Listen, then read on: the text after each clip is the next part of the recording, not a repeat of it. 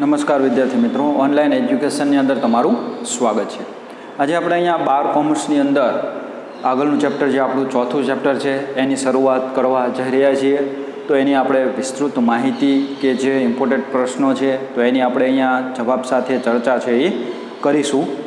તો અહીંયા આપણું ચોથું ચેપ્ટર છે બેન્કિંગ અને નાણાકીય નીતિ, કે જે આપણા આર્થિક વ્યવહારો છે, ધંધાકીય વ્યવહારો છે, રોજગારને લગતા જે વ્યવહારો છે, તો એ નાણાકીય વ્યવહારોને સરળ બનાવવા માટે થઈને એ બેન્કિંગ વ્યવસ્થા એ ખૂબ જ ઉપયોગી છે વર્તમાન સમયની અંદર, કે જેથી કરીને આપણે જે તે નાણાકીય લેવડ દેવડ છે, જે તે વ્યક્તિને આપણે નાણાં આપવા છે તો એની સરળતાથી આપણે એ નાણાંની આપલે છે થઈ શકે છે.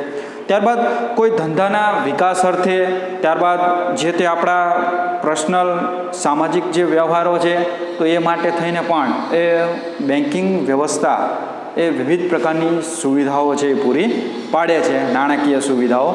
તો એ આપણે અહીંયા આ ચેપ્ટરની અંદર બેન્કિંગ વિશે માહિતી છે એ મેળવશું. તો આપણો સૌથી પહેલો પ્રશ્ન છે કે વેપારી બેંકનો અર્થ આપી તેના કાર્યો છે એ સમજાવો. એટલે કે વેપારી બેંક એટલે શું અને વેપારી બેંક છે એ કેવા કેવા કાર્યો છે એ કરે છે, તો એની આપણે અહીંયા ચર્ચા કરીશું.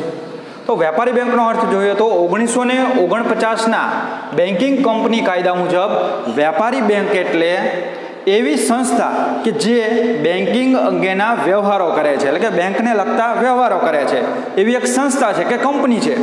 તો અર્થાત દેશમાં રોકાણ વધારવા માટે પ્રજાની થાપણો છે એ સ્વીકારે છે, એટલે કે દેશમાં રોકાણ વધે એ માટે થઈને અહીંયા જાહેર જનતા પાસેથી એ થાપણો છે એ સ્વીકારે છે. એટલે કે જે લોકો પાસે વણવપરાયેલી જે રકમ છે એ બચત સ્વરૂપે બેંકમાં જમા કરે છે અને થાપણ તરીકે બેંક છે એ સ્વીકારે છે, અને જ્યારે ગ્રાહકને જરૂર પડે ત્યારે પાછી મળે છે એવી શરતે છે અહીંયા બેંકમાં જે આપણી થાપણો છે કે મૂડી છે મૂકવામાં આવે છે. કે આપણી જે તે અમુક ટકા આપણી આવકમાંથી જે બચત થતી હોય અથવા તો જે વણવપરાયેલી મૂડી હોય કે નાણું હોય તો એને આપણે અહીંયા બેંકમાં છે એ મૂકીએ છીએ, અને એવી શરતે મૂકીએ છીએ કે આપણને જ્યારે જરૂર પડે ત્યારે બેંક છે આપણને પાછી આપે, તો પાછી મળે, અને જેમાંથી ચેક, ડ્રાફ્ટ, પે ઓર્ડર વગેરે દ્વારા આપણે ઉપાડ છે એ કરી શકીએ છીએ. એટલે કે આવી રીતના આપણે અહીંયા વેપારી બેંક એટલે એવી બેંક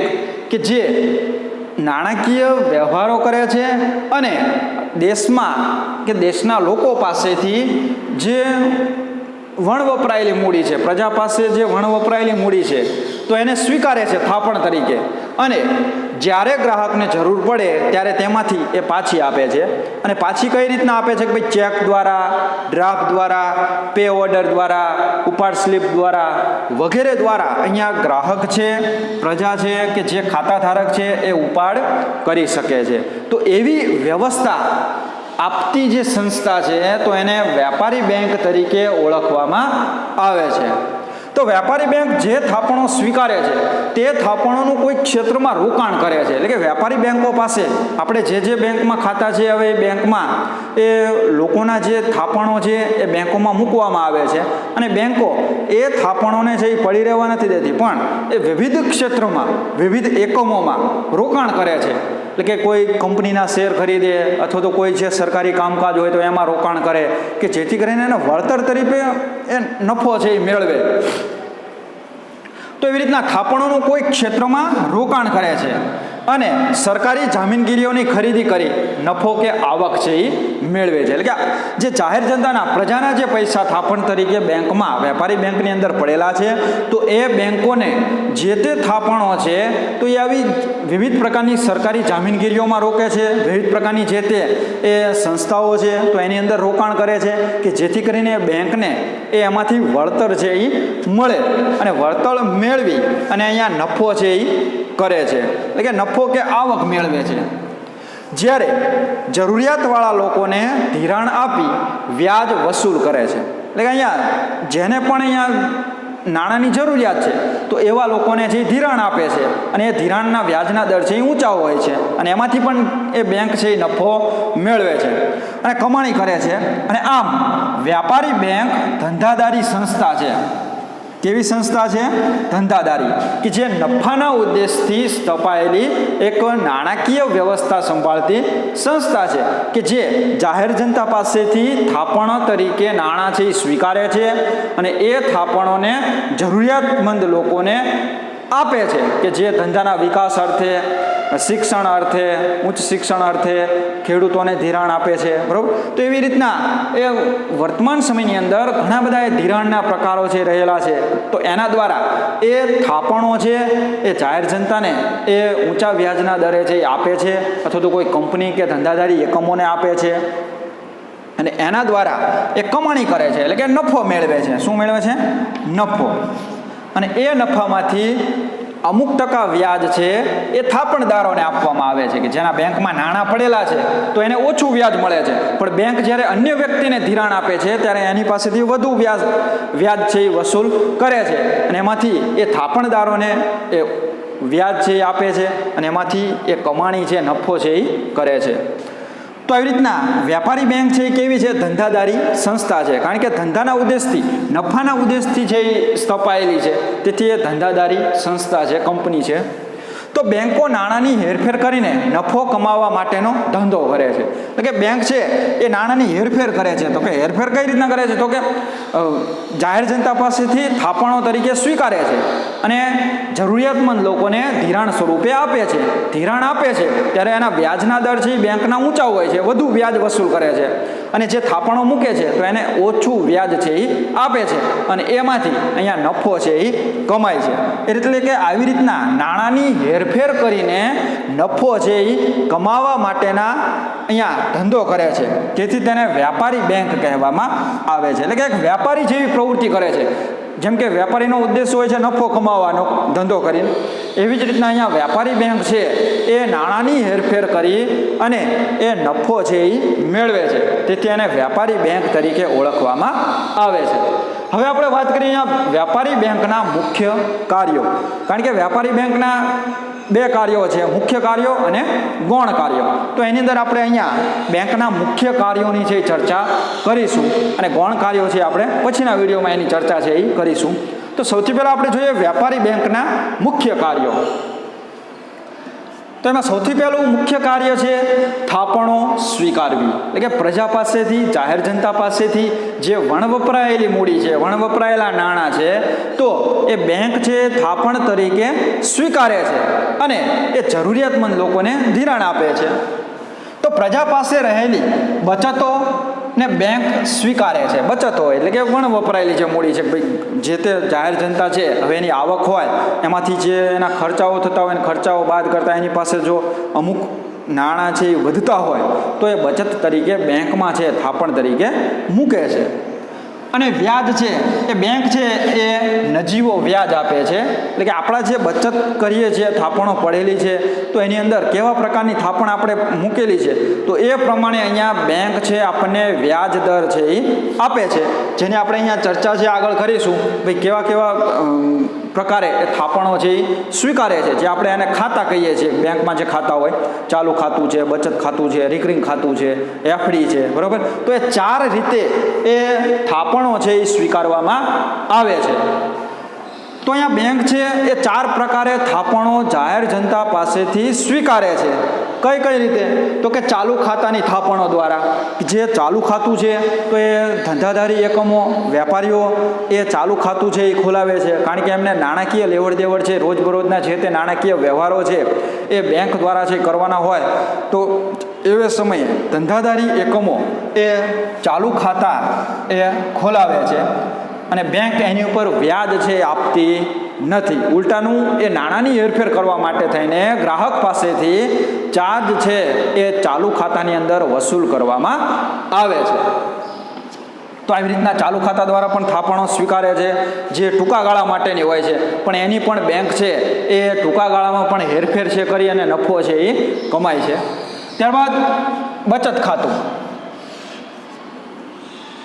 કે જાહેર જનતા વધુ પ્રમાણમાં આવા બચત ખાતા છે એ ખોલાવે છે. પછી એની પાસે જે વણ વપરાયેલી છે તે મૂડી છે, પૈસા છે, નાણાં છે, તો એને બેંકમાં છે એ મૂકે છે અને એને બેંક છે એ નજીવો વ્યાજ દર છે એ આપે છે. તો બચત ખાતાની થાપણો એ બેંક છે એ સ્વીકારે છે અને અહીંયા ગ્રાહકો રોજબરોજના જે તે એની બચત હોય એ બેંકમાં મૂકી અને એનો વ્યાજનો દર છે એ નજીવો વ્યાજ દર હોય છે, ઓછો. કારણ કે ચાલુ ખાતામાં જે વ્યાજ દર મળતો નથી ગ્રાહકને, જ્યારે બચત ખાતામાં એને નજીવો વ્યાજ દર છે એ આપવામાં આવે છે. ભાઈ જેટલા સમય માટે જેટલા પ્રમાણમાં નાણાં એના પડેલા હશે તો એટલું એને વ્યાજ છે એ રિઝર્વ બેંકના ધારા પ્રમાણે એને આપવામાં આવશે. ત્યારબાદ વાત કરીએ રિકરિંગ થાપણો, રિકરિંગ ખાતાની થાપણો, કે જેની અંદર રિકરિંગ ખાતાની અંદર જે બચતના ઉદ્દેશથી જ એ રિકરિંગ ખાતું છે એ ખોલાવવામાં આવે છે. જેની ચોક્કસ સમય મર્યાદા હોય છે અને ચોક્કસ એમાં આપણે એ નાણાં છે જે નક્કી કરેલા હોય ખાતું ખોલાવતી વખતે એ નાણાં છે એ મૂકવાના હોય છે. જેમ કે આપણે હપ્તા સિસ્ટમ કહીએ, બરાબર. ભાઈ આપણે ખાતું ખોલાવતી વખતે એવું નક્કી કર્યું હોય બેંક સાથે, ભાઈ દર મહિને 500 રૂપિયા કે 5000 મૂકશું 3 વર્ષ માટે, 5 વર્ષ માટે, એની સમય મર્યાદા છે એ આપણે નક્કી કરવાની હોય છે. તો એ રિકરિંગ ખાતાની અંદર ચોક્કસ થાપણ કે ચોક્કસ મૂડી છે આપણે જે તે સમય મર્યાદામાં મૂકવાની હોય છે. ભાઈ આપણે એમ કીધું કે ભાઈ દર મહિને છે 5000 મૂકીશ અથવા તો દર 3 મહિને 5000 મૂકીશ, તો એ પ્રમાણે જ્યારે આપણે ખાતું ખોલાવતી વખતે જે બેંક અને ગ્રાહક વચ્ચે કરાર થયો હોય તો એ પ્રમાણે આપણે અહીંયા એ રિકરિંગ ખાતાની અંદર એ નાણાં જે મૂકવાના હોય છે એ આપણે ઉપાડી શકતા નથી. એની સમય મર્યાદા જ્યાં સુધી નક્કી પૂરી ન થાય, મેચ્યોરિટી ડેટ, ત્યાં સુધી એ નાણાં કે થાપણ આપણે ઉપાડી શકતા નથી. અને જ્યારે આપણે માની લો કે 3 વર્ષ માટે આપણે મૂકેલા છે, 3 વર્ષ આપણે એ દર મહિને 5-5000 છે મૂકવાના છીએ, તો 3 વર્ષે જ્યારે એની પાકતી તારીખ આવશે, મેચ્યોરિટી ડેટ આવશે, ત્યારે એ જે આપણે નાણાં મૂડી ભરેલી છે તે અને એની ઉપર જે વ્યાજ આપવામાં આવે છે તો એ મૂડી અને વ્યાજ સહિત આપણને નાણાં છે એ પરત કરવામાં આવે છે. તો અહીંયા બચત ખાતા કરતાં વ્યાજ દર છે એ કેવો હોય છે? વધુ હોય છે. કારણ કે બચત ખાતામાં નજીવો વ્યાજ આપણને મળે છે ગ્રાહકને, પણ જ્યારે આપણે રિકરિંગ ખાતામાં છે એ વ્યાજનો દર છે એ ઊંચો હોય છે, વધારે હોય છે થોડો, કે જેનાથી અહીંયા એ મૂડી અને વ્યાજ છે એ બેંક પાકતી તારીખે આપણને પરત કરે છે. તો અહીંયા રિકરિંગ ખાતાની અંદર આપણે નાણાં મૂકી શકીએ છીએ, પણ એની સમય મર્યાદા વગર આપણે નાણાં છે એ ઉપાડી શકતા નથી. કે ભાઈ જ્યાં સુધી એની મેચ્યોરિટી ડેટ ન આવે ત્યાં સુધી આપણે ઉપાડી શકતા નથી. તો આ રિકરિંગ ખાતું પણ એ બચતના ઉદ્દેશથી જ ખોલાવવામાં આવે છે કે જે જાહેર જનતા પાસે જે વણવપરાયેલી મૂડી છે તો એને એ રિકરિંગ ખાતા તરીકે પણ એ ગ્રાહકો બેંકમાં થાપણ તરીકે મૂકે છે અને બેંક એ થાપણોનું એ વિવિધ ક્ષેત્રમાં હેરફેર કરી અને નફો છે એ કમાય છે. હવે વાત કરીએ મુદતી થાપણો, જેને આપણે FD કહીએ છીએ, ફિક્સ ડિપોઝિટ, કે જે આપણી પાસે માનો કે 40-50 હજાર કે લાખ રૂપિયા પડેલા છે વણવપરાયેલા, કે જેની જરૂરિયાત અત્યારે નથી, તો આપણે બેંકમાં છે એ મુદતી થાપણ તરીકે મૂકીએ છીએ, એટલે કે FD તરીકે આપણે મૂકીએ છીએ. અને એની ઉપર એ બેંક જે તે બેંકમાં આપણે FD મૂકીએ છીએ, એટલે કે મુદતી થાપણ તરીકે આપણી મૂડી જ્યારે મૂકીએ છીએ ત્યારે અહીંયા બચત ખાતા કરતાં, રિકરિંગ ખાતા કરતાં વધુ વ્યાજ આપવામાં આવે છે. કેવું વ્યાજ આપવામાં આવે છે? વધુ. અથવા તો એની જે તે સમય મર્યાદા વધારે હોય તો આપણા નાણાં છે એ ડબલ પણ થાય છે. ભાઈ આપણે 50,000 મૂકેલા હોય તો 9-10 વર્ષે એ લાખ રૂપિયા પણ થાય છે. તો એવી રીતના અહીંયા મુદતી થાપણની તરીકે પણ એ બેંકો છે એ નાણાં છે એ સ્વીકારે છે અને એની ઉપર બેંક વધુ વ્યાજ છે એ આપે છે. અને અહીંયા જે તે વ્યાપારી બેંકો છે તો એની મુદતી થાપણ એ જે તે બેંકમાં હોય છે તો એ વધુને વધુ એ ક્ષેત્રમાં બેંક છે એ રોકાણ કરી શકે છે. કારણ કે એની ચોક્કસ સમય મર્યાદા છે. ભાઈ 10 વર્ષ છે તો 10 વર્ષ સુધી એ ગ્રાહક છે, એ ખાતાધારક છે, એ નાણાં માગવા માટે કે ઉપાડવા માટે આવવાનો નથી. તેથી તેને લાંબા ગાળે ના જે તે સમયગાળામાં એ રોકાણ છે બેંક દ્વારા કરવામાં આવે છે અને એના ઉપર વધુને વધુ વ્યાજ છે, વધુને વધુ નફો છે એ કમાય છે. તો આવી રીતના એ વ્યાપારી બેંકો એ આ 4 પ્રકારે એ થાપણો છે એ સ્વીકારે છે. એક તો ચાલુ ખાતા દ્વારા, બચત ખાતા દ્વારા, રિકરિંગ ખાતા દ્વારા અને ફિક્સ ડિપોઝિટ એટલે કે મુદતી થાપણ તરીકે આ 4 પ્રકારે એ જાહેર જનતા પાસેથી, પ્રજા પાસેથી નાણાકીય થાપણો છે એ સ્વીકારવામાં આવે છે અને એ થાપણોનું શું કરશે? હવે બીજું કાર્ય છે ધિરાણની સગવડ પૂરી પાડે છે. જે બેંક પાસે થાપણ તરીકે જેટલું નાણું આવે છે તો એ બેંક પોતાની પાસે રાખતી નથી. એ અન્ય જરૂરિયાતમંદ લોકો કે જે તે બેંકો છે તો એમને ધિરાણ સ્વરૂપે એ નાણાં છે એ આપે છે. તો અહીંયા ધિરાણની સવલતોની જે તે પૂરી પાડવાનું કામ છે કરે છે વેપારી બેંકો, કે બેંક વ્યાજ લઈને વિવિધ પ્રકારનું ધિરાણ છે એ પૂરું પાડે છે. જેમ કે આપણે જો બેંક પાસેથી લોન લેવી હોય, ધિરાણ લેવું હોય તો એ બેંક આપણી પાસેથી વ્યાજના દર છે એ ઊંચા લે છે, પણ એ રિઝર્વ બેંકના ધારાધોરણ પ્રમાણે એ લોનના કે ધિરાણના એ વ્યાજ દર છે એ લઈ શકે છે. તો સમયના સંદર્ભમાં ધિરાણ ટૂંકા ગાળાનું હોઈ શકે છે, એટલે કે અહીંયા કેવા પ્રકારનો આપણા ગ્રાહકો છે, ભાઈ કેવા પ્રકારની એને નાણાંની જરૂરિયાત છે, કેવા પ્રકારનો ધંધો વ્યવસાય રોજગાર છે, બરાબર. તો એ પ્રમાણે એની જરૂરિયાતને ધ્યાને રાખીને એ ગ્રાહકો જાહેર જનતા એ બેંક પાસેથી ધિરાણ છે એ લઈ શકે છે.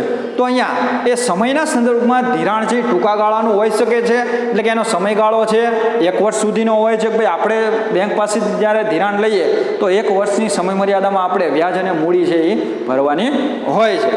ત્યારબાદ મધ્યમ ગાળાનું ધિરાણ કે જે 1 વર્ષથી લઈને 5 વર્ષ સુધીમાં એ ધિરાણ આપણે લોનની ભરપાઈ છે એ કરવાની હોય છે, એટલે કે મૂડી અને વ્યાજ આપણે ભરવાનું હોય છે. ત્યારબાદ લાંબા ગાળાનું ધિરાણ છે તો એની અંદર 5 થી લઈને એ 15 વર્ષ સુધીની સમય મર્યાદા આપવામાં આવે છે. તો આવા જે ધિરાણો છે મોટા મોટા જે તે ઉદ્યોગ ધંધા વ્યવસાય રોજગાર છે તો એને એ આવા લાંબા ગાળાનું ધિરાણ છે આપવામાં આવતું હોય છે, તો લેવામાં આવતું હોય છે કે જેના વ્યાજના દર છે એ ઊંચા રહેલા હોય છે. તો એવી રીતના એ ધિરાણની સવલતો પૂરી પાડવાની પણ કામગીરી છે એ બેંકના મુખ્ય કાર્ય તરીકે ઓળખાય છે. તો વર્તમાન સમયની અંદર અલગ અલગ પ્રકારના ધિરાણ છે રહેલા છે અને એ ધિરાણને ધ્યાને રાખીને વ્યાજદર પણ અલગ અલગ નક્કી કરેલા છે. ભાઈ કોઈ ઉદ્યોગ ધંધા છે તો એના વ્યાજના દર છે એ બેંક ઊંચા વસૂલ કરશે. ખેડૂત છે તો ખેત ધિરાણ લે છે તો એવે સમયે એની પાસેથી વ્યાજના દર ઓછા હશે. કોઈ ધંધો ગૃહ ઉદ્યોગ શરૂ કરવા છે તો એના વ્યાજના દર છે એ ઓછા હશે, બરાબર. કાર લોન લેવી હોય, ગોલ્ડ લોન લેવી હોય, ત્યારબાદ જે તે હોમ લોન છે, એજ્યુકેશન લોન છે, તો બધી જ બેંકોના જે પ્રકારોને ધ્યાને રાખીને એ જરૂરિયાતોને ધ્યાને રાખીને એ વ્યાજના દર છે એ અલગ અલગ નક્કી કરવામાં આવે છે. બધા જ ધિરાણના વ્યાજના દર એક સરખા હોતા નથી. તો એવી રીતના દરેક પ્રકારના ધિરાણને ધ્યાને રાખીને વ્યાજના દર છે એ રિઝર્વ બેંકના ધારાધોરણ પ્રમાણે એ બેંકે એ વ્યાજના દર અલગ અલગ છે એ રાખે છે. ત્રીજું કાર્ય છે ચૂકવણી અને ઉપાડની સવલત પૂરી પાડવાની કામગીરી, એટલે કે આપણા જે તે નાણાકીય કે ધંધાકીય નાણાકીય વ્યવહારો છે તો એની સવલતો પૂરી પાડવાની કામગીરી પણ કરે છે. તો કે જેમાં ચેક દ્વારા, ઉપાડ ચિઠ્ઠી, draft, pay order, debit credit card, ATM card, e banking વગેરે જેવી એ સવલતો એ નાણાંની ચૂકવણી માટે થઈને, નાણાકીય વ્યવહારો કરવા માટે થઈને એ સુવિધા છે એ સવલતો છે એ પૂરી પાડવાની કામગીરી છે વેપારી બેંક કરે છે. એટલે કે આપણા જે ખાતા છે તો એને ધ્યાને રાખીને આપણે ચેક દ્વારા જે ઉપાડ કરી શકીએ છીએ, અથવા તો આપણે કોઈને નાણાં આપવા છે તો એના નામનો ચેક છે આપણે લખી આપીએ છીએ તો એ બેંક આપણને એ સુવિધા છે, સેવા છે પૂરી પાડે છે. ત્યારબાદ જે ઉપાડ ચિઠ્ઠી દ્વારા આપણે નાણાં છે ઉપાડી શકીએ છીએ, ડ્રાફ્ટ કરી શકીએ છીએ, ભાઈ કોઈને આપણે કોઈ ફી ભરવાની હોય યુનિવર્સિટીની છે, કોલેજની છે, બરાબર, તો એને પણ આપણે ડ્રાફ્ટ તરીકે એ નાણાં છે આપી શકીએ છીએ. તો ડ્રાફ્ટ છે એક ચેકનો જે પ્રકાર છે કે જેમાં આપણે નાણાં છે એ અગાઉથી ભરવાના હોય છે, ભરી દેવાના હોય છે. આપણું ખાતું ન હોય તો પણ આપણને ડ્રાફ્ટની સેવા છે પૂરી પાડવામાં આવે છે. એને આપણે માનો કોઈ આપણે યુનિવર્સિટીની ફી છે 15,000 ભરવાની છે તો આપણું ખાતું બેંકમાં નથી, બરાબર, તો એવે સમયે આપણે કોઈ પણ બેંકની શાખામાં જઈ અને 15,000 આપણે આપશું અને એનું જે ફોર્મ આવે ડીડીનું તો એ ડિમાન્ડ ડ્રાફ્ટનું તો એ આપણે ફોર્મ ભરી અને એનો જે તે બેંકને ચાર્જ વસૂલ કરવાનો હોય એ આપણી પાસેથી ચાર્જ વસૂલ કરશે. તો એવી રીતના આપણને ડ્રાફ્ટ છે એ આપે છે. ત્યારબાદ પે ઓર્ડર આપે છે, કોઈ અન્ય શાખામાં આપણે નાણાં મોકલવાના હોય વ્યક્તિને તો એવે સમયે પે ઓર્ડરની સુવિધા આપે છે. ત્યારબાદ ડેબિટ કાર્ડ છે, ક્રેડિટ કાર્ડ છે, એટીએમ કાર્ડ છે તો એની પણ સુવિધા એ પણ કાર્ય છે બેંક દ્વારા કરવામાં આવે છે. ત્યારબાદ વર્તમાન સમયની અંદર ઇન્ટરનેટ બેન્કિંગની સુવિધા પણ એ બેંક દ્વારા છે આપવામાં આવે છે કે જેથી કરીને જે તે ખાતા ધારકો છે તો એની સુવિધા છે એ વધુને વધુ વધે અને સમયની બચત થાય. તો એ કાર્ય કરે છે. ચોથું કાર્ય છે શાક સર્જનની કામગીરી. તો નાણાંનો પુરવઠો નાણાંની માંગને અનુરૂપ રહે તે માટે બેન્કો શાક સર્જનનું કાર્ય કરે છે. શું કરે છે? ભાઈ નાણાંનો પુરવઠો બજારમાં એટલે કે ગ્રાહકો દ્વારા એની માંગને અનુરૂપ રહે, નાણાંનો પુરવઠો માંગને અનુરૂપ રહે એ પ્રમાણેની અહીંયા એ શાક સર્જનનું કાર્ય છે એ કરે છે.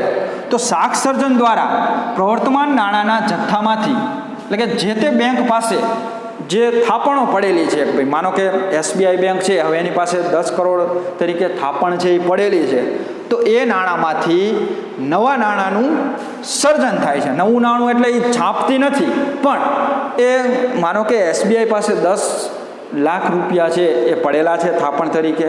હવે એ જ શહેરની અંદર કોઈ અન્ય બેંકને, દાખલા તરીકે દેના બેંકને જરૂરિયાત પડી, તો એવે સમયે શું કરશે? SBI પાસેથી એ ટૂંકા સમયગાળા માટે એ નાણાં છે SBI પાસેથી દેના બેંક છે એ મેળવે છે. એની અંદરથી અહીંયા SBI પાસે 10 લાખ પડેલા છે અને દેના બેંક છે એ 5 લાખનું માગણી કરે છે અથવા તો લોન ઉપાડે છે, તો એ શાક સર્જન થયું કહેવાય. એટલે કે નાણાંનો પુરવઠો બને છે. એટલે કે નાણાંનો પુરવઠો બને છે કારણ કે અહીંયા SBI પાસે છે 10 લાખ છે, બરોબર. SBI પાસે 10 લાખ રૂપિયા છે. હવે 5 લાખ છે એ કોને આપશે? તો કે દેના બેંકને, બરોબર. 5 લાખ આપે છે. તો સર્જન કેટલું થયું? અહીંયા 15 લાખ નાણાં છે એ નાણાંનો પુરવઠો છે એ રહેલો છે, બરોબર. હવે એ 5 લાખ છે એ પાછા એમાંથી 3 લાખ છે અન્ય કોઈ વ્યક્તિને આપશે, તો કેટલા નાણાંનું સર્જન થશે? 10 ને 5 15, 16, 17 ને 18. તો 18 લાખનું નાણાં શાક સર્જન છે એ થાય છે. તો એવી રીતના અહીંયા નાણાંના પુરવઠાને નાણાંની માંગને અનુરૂપ નાણાંનો પુરવઠો છે એ વધારવામાં આવે છે. તો એ કાર્ય શાક સર્જનની કામગીરી છે બેંક દ્વારા કરવામાં આવે છે. અને એવી રીતના એ એટલે કે નાણાંનો પુરવઠો બને છે, નાણાંનો પુરવઠો થાય છે. જો અહીંયા નાણાં છે એ છાપવામાં આવતા નથી, પણ એ શાક સર્જન થાય છે કે SBI છે એની પાસેથી પ્રાથમિક થાપણ છે 10 લાખ છે, એમાંથી 5 લાખ છે દેના બેંકને આપે છે, એ દેના બેંક પાછી અન્ય કોઈ વ્યક્તિને ધિરાણ આપે છે 3 લાખનું, બરાબર. તો અહીંયા 10 ને 5 15 ને 3 18 લાખનું અહીંયા શાક સર્જન છે થયું કહેવાય. એટલે શું થાય છે? નાણાંનો પુરવઠો વધે છે. શાક સર્જનને કારણે નાણાંનો પુરવઠો વધે છે. શોર્ટ ક્વેશ્ચનની અંદર તમારે નોંધ છે એની કરવી કે જે MCQ અને 1 ગુણની અંદર પૂછાય છે, ભાઈ શાક સર્જનથી એ નાણાંનો પુરવઠો વધે છે કે ઘટે છે, બરાબર. તો કે નાણાંનો પુરવઠો શાક સર્જનના કારણે વધે છે. અને જ્યારે શાક સર્જનની પ્રવૃત્તિ ઘટી જાય, નાણાંની માંગ ઓછી હોય, બરાબર, તો એવે સમયે અહીંયા શાક સર્જન છે એની પ્રવૃત્તિ ધીમી પડશે અથવા તો ઓછી થશે અને ત્યારે નાણાંનો પુરવઠો છે એ ઘટશે.